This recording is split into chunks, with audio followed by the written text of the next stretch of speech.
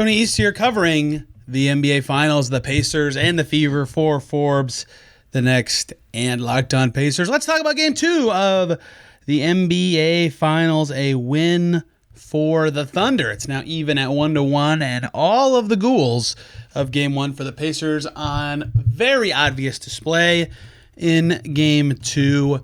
They can't get into the paint. They can't play their way. Here come the Thunder. Offense humming a little bit more.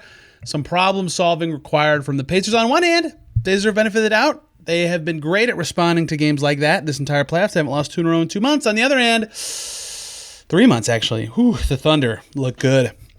That defense that everybody talked about before the series has been fantastic. The leading discussion point after the second game of this finals has been Tyrese Haliburton, which I find fascinating. Not because I don't disagree. I think that he does need to be better. But because that's not why I think he's been bad. It's just some individual will or desire, right? If Tyrese Haliburton could get in the paint and score every possession, guess what he would do? He would get in the paint and score every possession. There's a reason that he's not able to or isn't doing that every play. And for him, it's often related to the way he's being covered or often related to a game plan that suggests that him getting off the ball would make more sense. And he's right against the Thunder a lot of the time. You're seeing the Pacers initiate with Siakam or Nembhard or whoever fairly often throughout this series. So all of these little facts to say, on one hand, I think people are too strongly pointing in the direction of Tyrese Haliburton, who took 7 shots through 3 quarters and had 6 points, I think.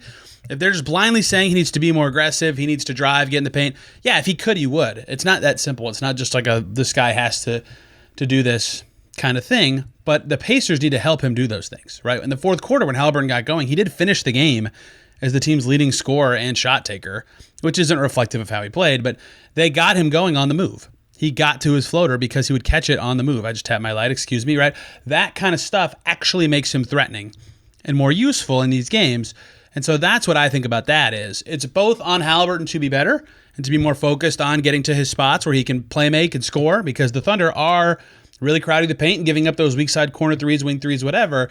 It's also on so it's on Haliburton to get there. It's also on the Pacers to get him the ball on the move with pitch stuff, off ball movement, screening, better screening, whatever that may be, to get Haliburton going, right? And he needs to just yoink a few threes, I think, here and there too. It's a good shot for the Pacers when he takes threes, even though, yes, the Thunder are very clearly using their great defenders to sell out to stop him. He's got to be better. The Pacers know it. He knows it.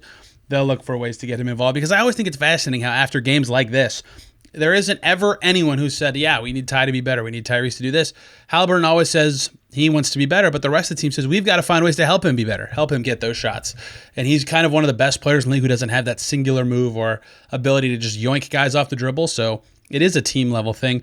But the other part of it is nobody can get in the paint. I think the Pacers had like 10 or 12 paint touches in game 2 or something like that. Esfandiar Barahini has more on that if you want to see the paint touch battle and what it means for the series.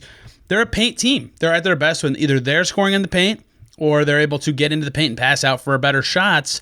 They couldn't get there. The Thunder defense did a great job of, making sure that they weren't able to penetrate and move the ball or anything of the sorts. And the Pacers offense looked out of whack for a lot of the game for a while. 40 whatever points in the first half's not going to cut it. They've got to figure out how to get there, right? They've been below their regular season drives per game average both games of the series, albeit above their playoff average to their credit.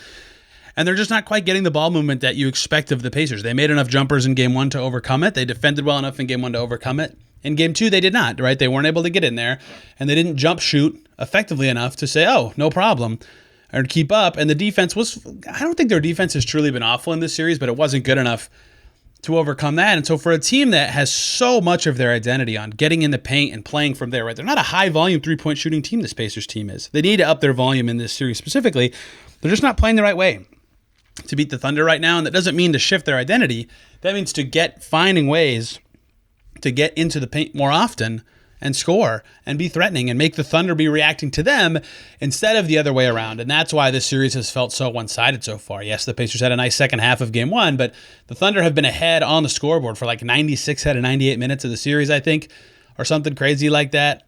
That's not even close. 94 out of 96, something like that, because the Pacers game and their strengths kind of plays right into this Thunder defense, what makes it so good. So the Pacers have to be very good at what they're good at or find alternates, and that's hard to do, right? So they've got to be better. They know it, and I think they'll be able to figure it out. They're a good adjusting team, and that's what Game 3, which is later tonight, I'm recording this way too close to tip-off, is all about, right? Solving those problems, getting into the paint, getting Halliburton going, getting their offense going at all, right? The Pacers are undefeated in this playoffs when they score 110 or more.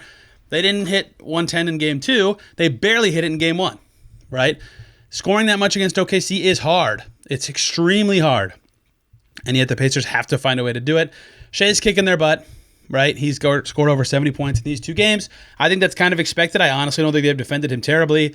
The bench battle, though, is the part that I think on the defensive end the Pacers need to be better at. Caruso has more 20-point games than the Pacers team as a team. Aaron Wiggins went crazy in Game 2. Like, you can expect some regression there, but they're making relatively good shots. Like, it's not impossible they could make them just the rest of the series. And those 2 were fantastic last game. The Pacers had an Obi Toppin Game 1, but have not had a fantastic bench player, really one just like OMG level performer in this series yet. So they need to keep up in the bench battle. Both of these teams rely on their depth more than the traditional playoff team does. It got them to this point, but the Thunder have been better using that depth so far to this point in the playoffs. I think the Pacers need to find something with their bench, whether it's McConnell, Mathurin, any of the usual suspects, Toppin being great again. Any of those would be helpful because right now they're on the back foot in large part because the Shea minutes are going okay. Like, they're losing them, but not by a lot, but they're getting blasted in the non-Shea minutes, and that just can't really happen. So a lot has to be better for the Pacers. They know it. It's 1-1, and they can take solace in the fact that they haven't really played that well, and they're still in the series. They need at least a split in Indy. If they go back to OKC 3-1 down, it's going to be so tough for them to come out of this. So Game 3 tonight, can they drive into the paint? Can they keep the ball moving the way they want? Can Tyrese Halliburton look a little better? He was limping after Game 2, very noticeably in Oklahoma City. He says he's fine. He's not on the injury report. We could see him, right? Sometimes that stuff doesn't matter as much. We'll see what he's able to do. I think my X factors tonight are Miles Turner and Andrew Nembhard. Andrew Nembhard because he's going to be the key creator if Halliburton's covered the same way. And Miles Turner because he needs to be a good screen-setting fulcrum to keep the ball moving side to side against this team that's trying to keep the ball out of the lane. And, of course, his jump shots are huge against this OKC team that does not get rushed on defense, does not get spread out, doesn't really mess up ever, right? So those 2 are huge in a huge game. I don't know if I need to talk to some prior experts about this, but I would wager that tonight is the biggest game in Pacers franchise history in terms of championship odds and championship equity. You could argue it was Game 2. You could argue it was Game 4 of their series against the Lakers in the finals in 2000. There's lots of little pieces here and there. You could pick up Game 6 against the Lakers in 2000 when they were down 3-2. But a chance to go up in the finals and be 2 games away from a championship at home is about as big as it gets. It might be the biggest home game they've ever played. They need to play like it. They need to look great. And winning one of these 2, of course, would be huge. Winning tonight would be massive for the Pacers. I'll be there, and I'll have another video, hopefully much faster than this one because there's a smaller gap between games next time. Thank you all so much for watching this one. You can find my work at Forbes and Locked On Pacers. See ya after Game 3.